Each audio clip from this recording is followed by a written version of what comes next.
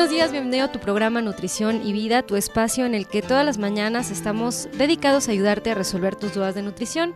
El día de hoy, como todos los días, tenemos preparado para ti un programa muy especial, muy interesante y con el gusto de tener una invitada ya colaboradora fija del programa, a quien le agradezco que pueda darse el tiempo de estar con nosotros platicando acerca de este tema, la doctora Valeria Taylor. Ella es endocrinóloga. Valeria, muy buenos días, ¿cómo estás? Buenos días, Luisa, bien, gracias. Gracias por la invitación. Pues de verdad, yo muy agradecida contigo de que puedas compartirte con los radioescuchas de este tema tan interesante. Vamos a estar hablando el día de hoy de algo a lo que los médicos llamamos, bueno, los encargados de la salud, a todos los profesionales, nos gusta llamarle dislipidemias. Y luego el paciente se te queda viendo y te dice, ¿la qué? Y entonces vamos a dividirlo. Son los problemas de colesterol y de triglicéridos, digamos que las alteraciones, ya sea hacia arriba o hacia abajo, de estos componentes que tenemos que platicar, porque además es un problema que pareciera pues como tan común en México, que pareciera que ya es característica, ¿no?, del mexicano. Entonces vamos a platicar haciendo primero la definición. ¿Qué son las dislipidemias, Valeria? Pues como lo comentaste, las dislipidemias son todas las enfermedades que tienen que ver con las grasas de nuestro cuerpo. Es decir, en nuestra sangre nosotros tenemos diferentes tipos de lípidos o de ácidos grasos que se encargan de nutrirnos. Y no solo eso, sino que los lípidos a veces son precursores, es decir, nos ayudan a formar hormonas importantes. Entonces, la dislipidemia es la enfermedad de estas grasas que tenemos en la sangre y pueden causar problemas importantes en la salud. Va a ser importante entonces entender que todos estos componentes de la sangre son formadores de muchas cosas en el cuerpo, específicamente el colesterol, por ejemplo, es la formadora de las capas de todas las células de todo el santo cuerpo, ¿no? Sí, entonces, si tenemos un problema en la distribución, pues tenemos que platicar de eso, ¿no? Así es, o también saber que es bueno tener colesterol porque el colesterol se encarga de formar los estrógenos en las mujeres, que pues lo que nos hace mujeres, ¿no? O la testosterona en el hombre. Entonces es una sustancia muy importante del cuerpo. El problema es cuando se eleva y entonces da problemas cardiovasculares, como los infartos. O sea, lo necesitamos a tal grado de que pues tenemos hasta dos fuentes, ¿no? O sea, lo producimos y lo necesitamos de la dieta. Entonces, está la cantidad de colesterol que necesitamos que bueno, no tenemos que empezar a dejar de comérnoslo, ¿no? Sino está revisando cuál es la proporción de colesterol que tenemos pues en el torrente, que ya nos puntualiza Valeria, que tiene que ver con una nutrición y la formación de ciertas hormonas en el cuerpo. Ahora, Valeria, ¿cuáles son los tipos de problemas que pueden existir en un paciente? Bueno, hay muchísimos, pero yo creo que para los fines del programa sería bueno hablarles del colesterol como tal. Cuando su médico les pida un perfil de lípidos o de grasas, les vamos a pedir 4 principalmente. Está el colesterol total, el colesterol LDL, que es el colesterol de baja densidad. Luego les pedimos el colesterol bueno, que nosotros le llamamos colesterol de alta densidad. Y hay otra grasa que se llama triglicéridos. Entonces, realmente con estos 4 podemos hablar, o mejor dicho 3, podemos hablar de las enfermedades, que es lo que me gustaría explicar en este programa, que es lo más común. Obvio que hay otras enfermedades más raras, también se presentan en los mexicanos, pero ya son excepciones. Entonces, como las otras 3 tienen mucho que ver con nuestro estilo de vida, me gustaría que ahondáramos en esas. Claro, vamos a hablar estilo de vida y recuerden que estamos hablando de horas de sueño, de ejercicio, de alimentación, de horarios, de periodos de ayunos prolongados, inclusive hasta de medicación y de algunas hierbas que luego la gente le gusta estar tomando sin tener un control médico, ¿no? Porque de repente hay como muchos mitos acerca de que si me tomo o hago o dejo de hacer o si me empiezo a tomar no sé qué en ayuno, mi colesterol va a mejorar, ¿no? Y entonces esto, por supuesto que puede afectar y tenemos que platicarlo porque no siempre esa afectación es positiva, ¿no? Entonces vamos a platicar acerca de eso, sobre todo de los componentes del colesterol y de los triglicéridos que se afectan de manera como puntual con ejercicio y nutrición. No sé si tenemos todavía tiempo, tenemos un momentito más. Bien, pues podemos empezar a platicar, Valeria, acerca de específicamente del colesterol. Así es, cuando ustedes les piden el colesterol total no nos puede decir si alguien tiene tiene problemas o no en el colesterol. Necesitamos el colesterol de baja densidad o LDL. Entonces, si se están basando en el colesterol total, los médicos lo más recomendable es mejor pedir el colesterol LDL. Este colesterol, 2/3 partes lo produce nuestro hígado y solo 1/3 parte es lo que comemos. ¿Qué quiere decir esto? Que hay pacientes que dejan de comer grasa totalmente, llegan a la cita después de que se cuidaron muchísimo y siguen con el colesterol LDL alto.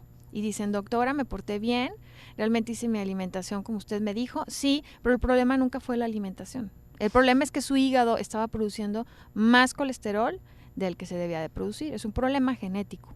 Y entonces ahí, ni aunque me pare de cabeza y me tome la moringa en ayunas y me esté comiendo todo el nopal del mundo, voy a poder mejorarlo porque no depende del consumo. Esto es precisamente lo que nos gusta puntualizar en el programa, porque con mucha frecuencia cuando ven colesterol total, en algunos pacientes los empiezan a medicar y la verdad es que no tiene sentido si no estamos haciendo primero el escrutinio de cuál es el problema y después de decidir si tiene que ver con el estilo de vida o no. Quédense con nosotros, estás en el 1040 de AM en Radio Mujer. Recuerda, Austin, que nos escuchas a través del 95.1 de FM. Regresamos.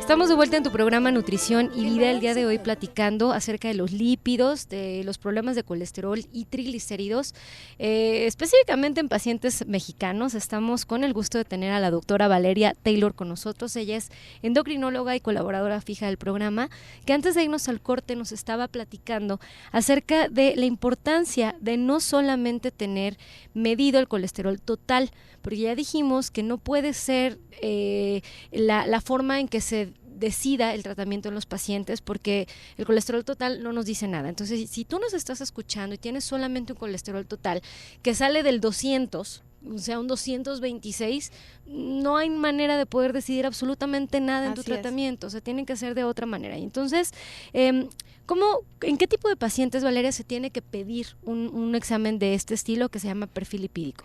Esa es una pregunta maravillosa, Luisa, porque se tiene que pedir en todos. La verdad es que nadie estamos, ¿cómo se puede decir?, excluidos de tener una dislipidemia, y no hay manera de saberlo más que haciendo un examen, incluso en niños. Entonces yo les digo a mis pacientes que se hagan exámenes por lo menos una vez al año. Y otra cosa importante de este examen de lípidos es que es con 12 horas de ayuno. Usualmente les van a pedir 8 horas de ayuno en los exámenes, en este se necesitan 12. Es decir, cené a las 8, pues a las 8 de la mañana ya me los puedo hacer. ¿Y cuál es la razón de hacerlo con 12 horas de ayuno? Pues porque en la sangre, sobre todo los triglicéridos, tienen un tiempo de que están en la sangre y después hacen ocurre el metabolismo de los lípidos, para no entrar en mucho detalle, y más o menos 12 horas se considera que ya debe de estar limpia la sangre, por llamarlo de algún modo. Si lo tomáramos antes, pudiera ser que salen elevados los triglicéridos y sin embargo el paciente no está enfermo. Es que le faltó tiempo al cuerpo para quitar los triglicéridos de la sangre. Del torrente. Entonces es muy importante que siempre que haya la necesidad o que te hayan pedido un perfil lipídico, siempre con 12 horas de ayuno. Ahora, Valeria, niños, ¿de qué edad? La verdad es que de cualquier edad, porque la dislipidemia, sobre todo la hipercolesterolemia familiar, una que se llama monocigota, puede ocurrir desde que tienen 6 a 8 años de edad. Entonces ya son casos especiales. Si el niño tiene obesidad, niños de 8 o 12 años, ya se recomienda empezar a pedir los lípidos. Si no, bueno, pues de todas maneras hay que incluirlo en el examen general porque puede ser por hallazgo. Otra razón u otra forma de basarnos en si pedir o no es si los padres tienen dislipidemia. Si se sabe que en la familia han muerto de infartos jóvenes, es necesario pedirles a los niños también su perfil de lípidos. Y jóvenes, estamos hablando de infartados a los 50, O sea, si en la familia hay un historial de hombres infartados a los 50, discúlpenme, pero se tiene que estar checando toda la siguiente generación, es importante, y la segunda generación también, o sea, el hijo y el nieto, no vaya a ser, porque además, Valeria, si es algo genético, ¿se trata igual que si no fuera genético? Sí, en realidad siempre es genético. Solamente que hay genético que se hereda de una manera más directa, eso se les llaman monocigotos, y la enfermedad es más agresiva. Entonces, a tu pregunta, pues sí, se trata igual, solamente que somos más agresivos con aquel que está pequeño o está joven y tiene una dislipidemia o un colesterol muy elevado, por ejemplo, colesterol LDL, porque sabemos que se puede infartar. Tú ahorita hablabas de 50 años, pero hay pacientes jóvenes de 20 años que se infartan. Entonces, son estas las enfermedades raras que les decía que bueno, es importante comentarlas, pero son las raras, afortunadamente. En el resto de la población, el problema de los más importantes son los triglicéridos altos. Entonces quizás sea importante hablar de los triglicéridos altos porque los triglicéridos tienen que ver totalmente con nuestra alimentación. Claro que siempre vamos a cargar con nuestros genes y el mexicano tenemos la desventaja de que estamos predispuestos a tener diabetes, como ya lo hemos hablado tantas veces. Infinidad de veces. Pero sí tiene remedio con lo que comemos. Entonces allí sí es muy interesante porque bajamos nuestros triglicéridos si bajamos los carbohidratos. Es muy interesante porque la mayoría de la gente dice no como grasa. Y el punto de los triglicéridos es que no es la grasa, son los carbohidratos. Es decir, pan, tortilla, los que toman mucho alcohol, fruta, verduras que tienen azúcar, ¿no? Como el jitomate, como por ejemplo la zanahoria, betabel, los que tienen colores. Es decir, todo lo que tenga azúcar nos va a elevar los triglicéridos, incluyendo también la pasta, el arroz. Entonces aquí sí, si tienen triglicéridos elevados, pues la nutrióloga es la que casi va a ayudarnos a disminuir este problema tan común en la sociedad mexicana. De hecho, ahorita que estábamos preguntando a quién necesita el estudio, ya dijimos que todos, incluyendo a los niños, cualquiera que tenga historial de pacientes en la familia que se han infartado jóvenes. Y yo quiero puntualizar algo aquí, de verdad necesito que lo diga alguien además de mi voz, Valeria.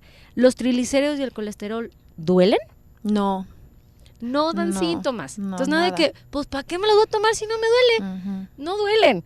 Ni me duele la cabeza, ni me siento raro, ni las articulaciones, no sé qué, entonces no inventen. No necesitan sentirse mal para ir a tomarse un estudio de perfil de lípidos. Si el médico lo sugiere y si ya fuera una historia clínica, tómenselo. Pero es que yo no me siento mal, no necesitas sentirte mal para tener esta alteración. Entonces, por favor, no inventen, porque no sabes, y estoy segura que te pasa en la consulta, Valeria, que me dicen, no, pues es que me dan las articulaciones porque se me habían subido los triglicéridos. ¿Quién les dijo? Nunca nadie ha dicho en la historia que los triglicéridos causen algo de dolor. Ojalá. Ojalá doliera. Bueno, sí hay una excepción nada más cuando los triglicéridos están súper elevados. Lo normal de los triglicéridos es hasta 150. Y cuando hablábamos de esas enfermedades raras, hay pacientes que pueden llegar a tener más de 1000. Y lo que está en riesgo es una pancreatitis. Esa sería la única excepción en donde el paciente cae al hospital por dolor abdominal, presentó una pancreatitis y entonces el médico tiene que definir por qué fue esa pancreatitis. Y resulta que la pancreatitis fue por dislipidemia, porque los triglicéridos estaban muy altos. Es raro, pero sí se ve bastante en nuestra sociedad tapatía y en México. Y entonces allí hay que ser muy cuidadosos con la alimentación porque tienen que estar bajitos los triglicéridos para evitar que haya una pancreatitis. La otra es que aunque no hay molestias con los lípidos, algunas veces se presenta algo que se llaman santomas. Los santomas son unas como lesiones en la piel, son del color de la piel y se pueden presentar abajo de los párpados donde está el área de las ojeras, se presentan en las palmas de las manos, en las plantas de los pies, en los tobillos, en los nudillos, en las rodillas a veces, y eso habla de que los triglicéridos están muy altos. Entonces, también como tú dices, en la mayoría de los pacientes no vamos a ver nada, el paciente no va a sentir nada. Pero hay un tipo de paciente que sí, cuando el médico conoce, va a explorarlo y vamos a decir, este paciente trae problema de dislipidemia, porque más bien van con el dermatólogo y resulta que el problema no es la piel, el problema son los lípidos. Entonces sí, tienes razón, en realidad no hay nada que nos pueda avisar. La historia familiar, quizá. Pero de ahí en más tienen que checarse, no hay de otra. Y esto no tiene nada que ver con el peso y no tiene nada que ver con la edad, ya lo dijimos, que se puede presentar en niños, incluso aunque estén delgados, o en adolescentes, mujeres delgadas, también puede pasar. Entonces no estamos exentos de hacerse, como Valeria lo sugiere, al menos un estudio al año. Es como un buen aparador que nos puede servir si necesitamos tomar decisiones en el curso pues de nuestra vida saludable. Entonces siempre de la mano con un médico, nada de que me voy a ir a tomar nomás el perfil porque se me ocurrió. No. O sea, tiene que ser a necesidad porque a lo mejor se toman el estudio, sale alterado, van al doctor y el doctor le dice, sí, pero necesito otros 4. Y te hubieras ahorrado una picada, ¿no? Así es. Entonces, no lo hagan nomás porque se me ocurrió tomármelo. No sabes cómo tengo que lidiar con eso en la consulta, porque como escuchan en el programa de repente con que hay que estarse checando, van y se hacen el estudio y llegan y les digo, ¿quién les dijo? Que es antes de la historia clínica. No, es historia clínica y luego estudios. Entonces, siempre de la mano de un médico que nos pueda apoyar para saber por dónde puede ir el problema de lo que sintamos o no. O sea, un chequeo anual puede ser una excelente idea para llevar un mejor curso de una vida saludable. Y entonces, decíamos específicamente de los triglicéridos, que me parece interesantísimo que sigamos platicando de esto. ¿Me estás diciendo, Valeria, que los triglicéridos, que son una grasa del cuerpo, no se acumulan por comer grasa de la dieta? Así es. Correcto. Así es. Vamos a nombrar las cosas que en exceso van a hacer que los triglicéridos suban. Específicamente, pues los cereales o carbohidratos. O sea, en general hay diferentes tipos de carbohidratos. Por ejemplo, están los cereales sin grasa. Aquí podría entrar desde la avena, el arroz, el espagueti, el pan Bimbo. Ay, ya estoy diciendo marcas. Bueno, el pan de caja, las galletas, galletas que no tengan algo dulce adentro, que no sean tipo sándwich. Todas estas galletas pueden ocasionar aumento de pero tostadas. si la avena es tan buena, Valeria, ¿qué me estás diciendo? Y eso me dijeron que bajaba el colesterol y también lo traigo alto. ¿Cómo me estás diciendo eso? Así es cierto. La avena ayuda para disminuir el colesterol, pero por eso es importante distinguir qué tipo de dislipidemia tiene el paciente, porque la alimentación va dirigida al tipo de dislipidemia. Hay una dislipidemia o problema de grasas mixta, que el paciente tiene los triglicéridos altos y tiene el colesterol alto. Entonces allí sí, quizá la avena le ayuda, pero también hay que decir cuánta avena, cuándo. Y finalmente, si el problema de triglicéridos es más importante, hay que enfocarnos a ese. Regresando del corte, vamos a estar platicando acerca de la dislipidemia mixta. Quédate con nosotros, estás en el 1040 de AM. Regresamos.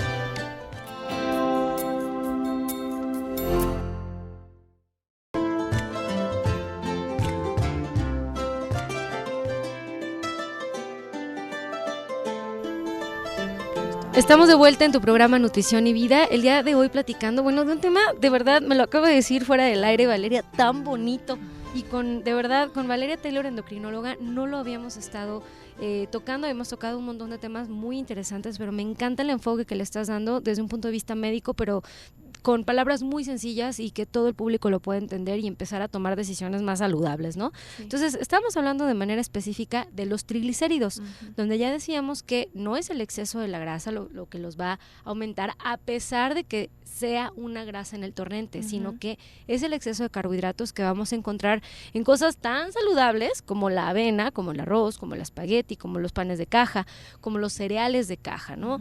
¿Qué otro tipo de consumos pueden hacer que los triglicéridos se vean elevados? La fruta.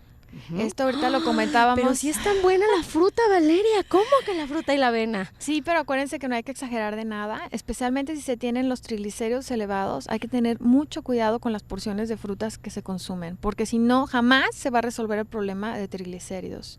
Y también deseamos algunos tipos de verduras, especialmente las que tienen colores, que la zanahoria, que el jitomate, que el betabel, porque todos estos tienen azúcar. Entonces, finalmente también van a elevarnos los triglicéridos. De hecho, te decía ahorita fuera del aire que me pasó con un paciente que no tiene sobrepeso ni nada, pero estaba asustadísimo porque salió con los triglicéridos de, no sé, como 250 por ahí, ¿no? Se consideran elevados y no entendía por qué, porque él no come grasa. Pero ahora que me puse a revisar la historia clínica, claro, se aventaba un jugo de naranja en la mañana y se aventaba, o sea, si lo pienso en raciones, como unas 12 raciones de frutas al día. Sí. Era un exceso de fructosa en la dieta. No quiere decir que las frutas sean malas, quiere decir que el exceso de fructosa en la dieta del mexicano va a tener dos consecuencias. Y la primera es el probable aumento de los triglicéridos en la sangre y también el ácido úrico. Es que eso de andar dejando de comer carne porque el ácido úrico se me subió, pues también vamos revisando la fructosa, ¿no? Así porque es. Además, ojalá la fructosa la encontrábamos solo en la fruta. Pero, Valeria, ¿dónde más voy a encontrar la fructosa? ¿Dónde más puedo encontrarla? Está en muchísimos lugares la fructosa, pero quizá ahorita se me ocurre comentar algo muy importante para los varones, bueno, también ya las mujeres, pero sobre todo los varones, el alcohol. El alcohol es otro de los alimentos que más sube los triglicéridos. Y digo alimento porque al final es un alimento. O sea, el alcohol se convierte en azúcar y si tienen problema de triglicéridos deben de disminuir su consumo de alcohol. No se trata de satanizar, solamente disminuirlo porque si no, no van a poder resolver el problema de los triglicéridos. Ay, Valeria, pero a mí me dijeron que el tequila y el whisky sí se podía, que esos son de dieta. ¿Será esto cierto? Pues al final es alcohol, el alcohol se convierte en azúcar, o sea, tenemos que entender eso. Yo también lo he escuchado muy frecuente, que hacen sus divisiones de qué alcohol sube menos de peso. Pues la verdad es que lo más importante es la cantidad, ¿no? O sea, entonces hay que cuidarnos y si están en un plan de alimentación, hay que bajarle al alcohol y consumirlo una vez por semana cuando mucho, porque si no el problema sigue.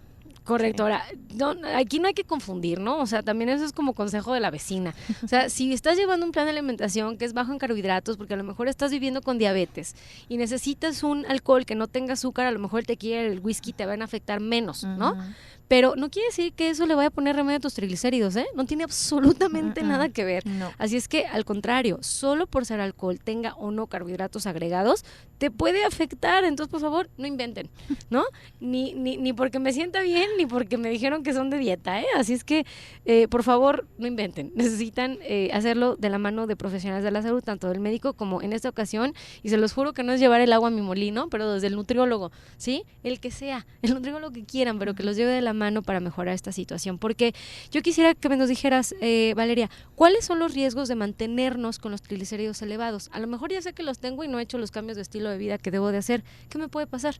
Esa pregunta también es muy interesante porque durante mucho tiempo se creyó que tener triglicéridos altos no era tan malo como tener el colesterol LDL elevado, es decir, que no ocasionaba infartos o algún problema de embolia, como lo sabemos desde hace mucho tiempo con el colesterol LDL.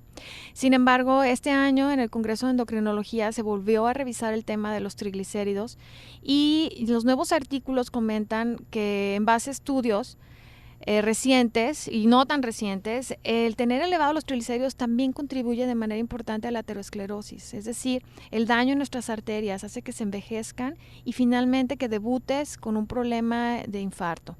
Entonces sí es necesario tratar los triglicéridos. Ahora, algo también muy interesante para los endocrinólogos es que nosotros vemos a un paciente que tiene los triglicéridos elevados y ya sabemos que hay un problema de insulina.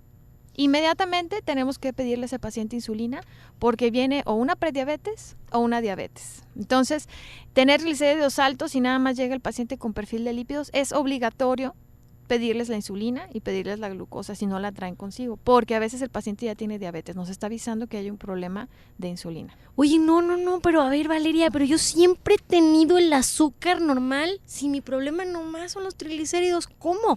¿Dónde se relacionan? ¿Dónde se suma este problema? ¿Dónde es donde está este puentecito que no hemos acabado de entender?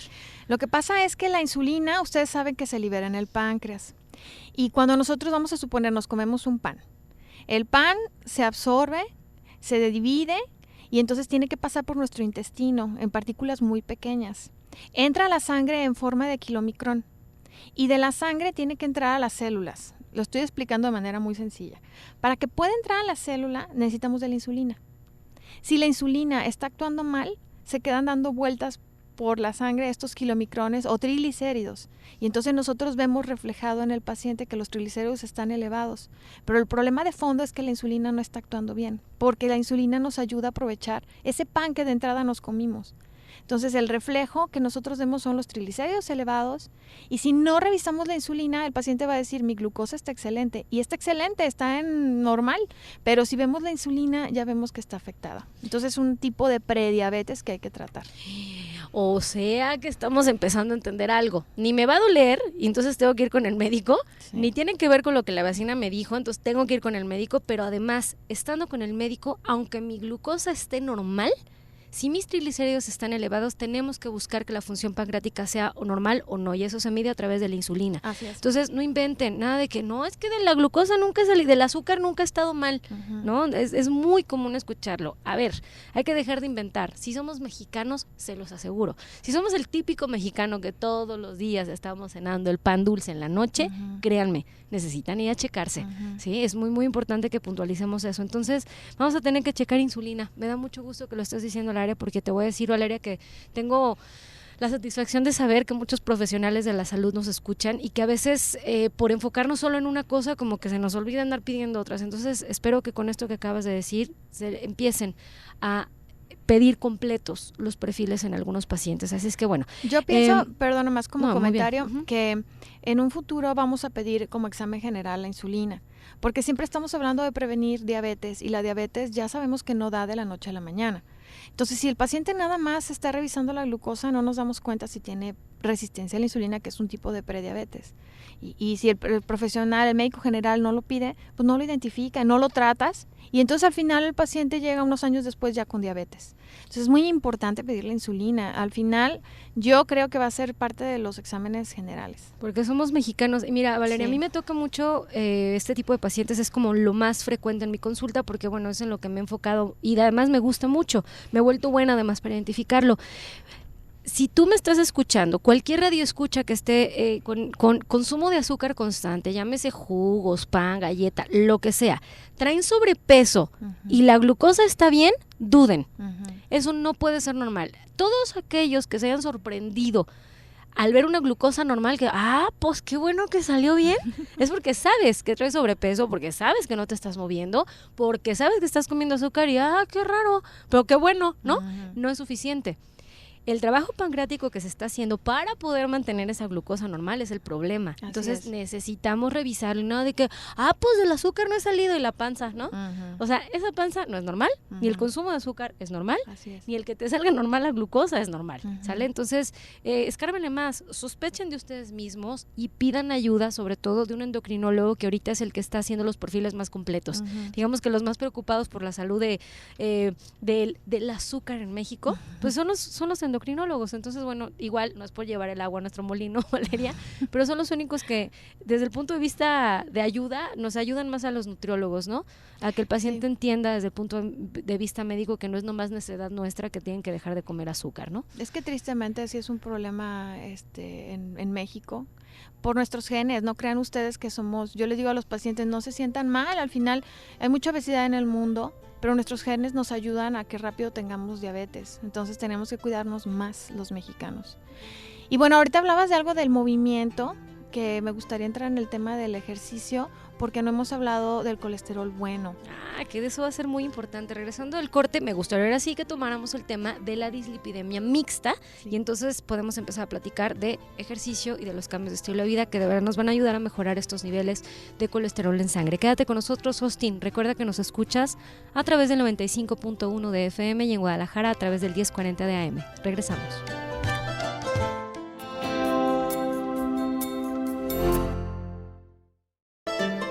Estamos de vuelta en tu programa Nutrición y Vida, llegando al último bloque del programa de este tema tan interesante que yo creo que, Valeria, vale la pena que de verdad pongamos un segundo programa que tenga que ver con lípidos, porque hay tantas cosas que decir que no nos alcanzaría, yo creo que una semana completa. Pero bueno, hoy vamos a darle una pasadita al tema. Ya acabamos, dimos una buena repasada a los triglicéridos, ya les quedó claro que hay que checarlos y que no es un problema que tenga que ver con el consumo exclusivo de la grasa en la dieta. Y ahora sí me gustaría que nos platicaras qué es la dislipidemia mixta. Bueno, lo que pasa es que el paciente a veces presenta esos triglicéridos elevados, pero resulta que con los triglicéridos elevados también presentan el colesterol bueno, que es el colesterol de alta densidad bajo. ¿Por qué es importante? Porque de acuerdo a estudios nos dimos cuenta que el colesterol bajo predispone a infartos. Es así como tener el colesterol malo alto, pues que el bueno bajo también nos predispone a infartos. También causa gran impresión porque resulta que el colesterol bueno se eleva solamente haciendo ejercicio. Hay algunos medicamentos que lo pueden elevar, pero no de manera eficaz. Lo que tenemos que hacer es ejercicio. Entonces ahí sí entra en un dilema el paciente, porque pues el paciente quiere la medicina o simplemente seguir un plan, pero lo del ejercicio es así como extra. Ellos piensan o la mayoría de la gente piensa que es una opción. Y no, ni es una opción, ni es un lujo, el cuerpo lo pide. Los hombres en general tienen que tener un colesterol bueno arriba de 40 y las mujeres arriba de 50. Esto porque tiene que ver con nuestros estrógenos. Entonces, cuando nosotros vemos que el paciente varón tiene un colesterol bueno como en 20, nos empezamos a asustar. porque entonces decimos, este paciente se me puede infartar. Es conveniente comentarlo con el paciente y sugerirle que inicie una actividad física para poder aumentarlo. Me pasó, y si me está escuchando mi paciente, la verdad le mando un muy fuerte abrazo. Hace 3 años llegó, tenía 23 años cuando llegó conmigo, y él quería bajar de peso, era su único problema, ¿no? Desde su perspectiva era la pérdida de peso. A la hora que le mando a hacer estudios, y me hago perfecto porque era el número de su edad, tenía 23 de HDL, de este colesterol bueno, me asusté, bueno, tuve que fingir que no estaba asustado, y se me va a infartar. Sí, nadie le había dicho nada, ¿no? Había pululado por muchas, digamos que métodos para la pérdida de peso, y no se habían dado cuenta que estaba a punto de infartarse. Entonces, sí, es muy importante tener el número, hay que saberlo. Y te voy a platicar que Carlos Aguilar, que es un investigador, el doctor Carlos Aguilar, tiene una tablita que nos dice cómo puede hacer en el paciente mexicano que tiene esta tan llamada dislipidemia mixta, que le llama dislipidemia del mexicano, cuando hay triglicéridos altos y colesterol bajo, ¿no? Y colesterol HDL bajo. Y dice, miren, está muy fácil, ¿no? Y hay puntos, no los recuerdo así con exactitud, pero nos decía, si necesitamos subir el HDL, podemos subirlo, si dejas de fumar, te sube un punto, ¿no? Si empiezas a comer a tus horas, te sube un punto. Si empiezas a tomar omega 3, te sube un punto, pero si empiezas a moverte, te sube 5. O sea, como que hay muchas estrategias que puedes seguir, pero la verdad es que ninguna costea más que el ejercicio, ¿no? Y es lento, ¿eh? Eso sí, apréndanselo. El aumento en los HDL creo que ha sido una de las cosas que se ha investigado más, porque es muy importante hacerlo y es de lo más lento que hay en la historia de la investigación en México. ¿Cómo le hago para subir los fregados HDL, no? Sí. Bien, ahora, ¿cómo le vamos a hacer para bajarnos las LDL, que son el colesterol malo? Bueno, allí sí hay que saber muchas cosas sobre el paciente, porque no es lo mismo estar sano, es decir, no tener ninguna enfermedad de fondo y tener el colesterol LDL en 160, que tener diabetes y tener 160. Eso ya depende del paciente. Si el paciente es sano, menos de 160 está muy bien. Pero si el paciente tiene diabetes, necesitamos tenerlo abajo de 70. Eso no lo vamos a lograr más que con medicamento. Hay un grupo de medicamentos que se llaman estatinas, que son los medicamentos que se toman por las noches, y ese medicamento ha venido a revolucionar el problema del colesterol LDL. Es un medicamento que se derivó de hongos hace como 30 años, y desde hace 30 años que son los pioneros para el tratamiento. No solamente disminuyen el colesterol LDL, sino que ayudan a la aterosclerosis. Entonces, ni la piensen. Si ustedes tienen el colesterol LDL elevado y su médico les dijo que necesitan el tratamiento, jamás van a lograr reducirlo con un plan de alimentación. Necesitamos aquí el medicamento. Por lo que ya explicamos, el problema no es la alimentación aquí, el problema es lo que produce nuestro hígado. Entonces, la manera más eficiente es tomar el medicamento. Claro que van a haber apoyo en el estilo de vida, siempre será lo primero, pero para el colesterol LDL necesitamos el medicamento. Entonces, todos aquellos que estén viviendo con diabetes, por favor, no estén deseando, las estatinas son necesarias y les va mucho mejor, es preventivo inclusive, ¿no? Entonces, porque sí puede derivar, como bien nos explicaba Valeria, en un infarto. Entonces es súper importante que entendamos que los medicamentos que se toman para el control de la diabetes y para el control de la dislipidemia son para que puedan tener una calidad de vida durante más tiempo. A lo mejor sí, con la pura nutrición, a lo mejor la glucosa la puedes estar como que controlando en el día a día. Se los juro que ahí no hay bronca, se puede. Los matamos tantito de hambre y se los juro que su glucosa está normal. El problema es a largo plazo. Si no estoy tomando los medicamentos a largo plazo, tengo las complicaciones propias de la diabetes. Entonces es preventivo. De igual manera, las estatinas. Entonces, si estás viviendo con diabetes, necesitas ponerte las pilas con esto. Ahora, Valeria, ¿qué consejos de estilo de vida podrías darles a los pacientes en este último bloque del programa? Pues hay que tener una actividad física constante. Hay que tener mucho cuidado cómo se inicia. Muchos médicos no quieren dar o recetar actividad física porque los pacientes se lastiman, sobre todo si ya tienen obesidad. Entonces tienen que empezarla despacito, pero tienen que iniciarla. Y la más adecuada para sus problemas óseos y metabólicos. Y un plan de alimentación individualizado, porque no podemos generalizar. Necesitamos saber qué tipo de dislipidemia, o si no la hay, o si la hay, tiene el paciente para poder indicar. Entonces hay que definitivo seguir un plan de alimentación individualizado. No entra aquí la generalidad. Habrá quien no pueda comer carbohidratos porque tiene los triglicéridos en 1000, incluyendo las frutas, y habrá quien pueda tener una alimentación más balanceada. Finalmente, que hagan caso cuando se les dice que necesitan algún medicamento. A nadie nos gusta, pero recuerden que la diabetes no es solamente azúcar. La diabetes es un conjunto de enfermedades en donde el paciente tiene riesgo de infartarse. Entonces, dentro de este problema de la diabetes entra la dislipidemia. Si están muy bien de su azúcar, pero los LDL están elevadas, todavía se pueden infartar. Entonces, hagan caso de lo que les dice su médico. ¿Arriba de cuánto tenemos que pensar las LDL como para pensar que ya están como en mucho riesgo?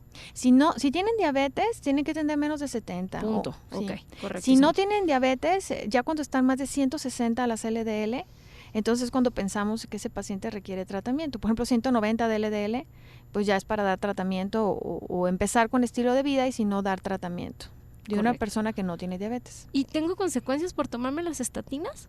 Pudiera ser. Acuérdense que todos los medicamentos tienen efectos secundarios. Los principales con las estatinas son los dolores musculares.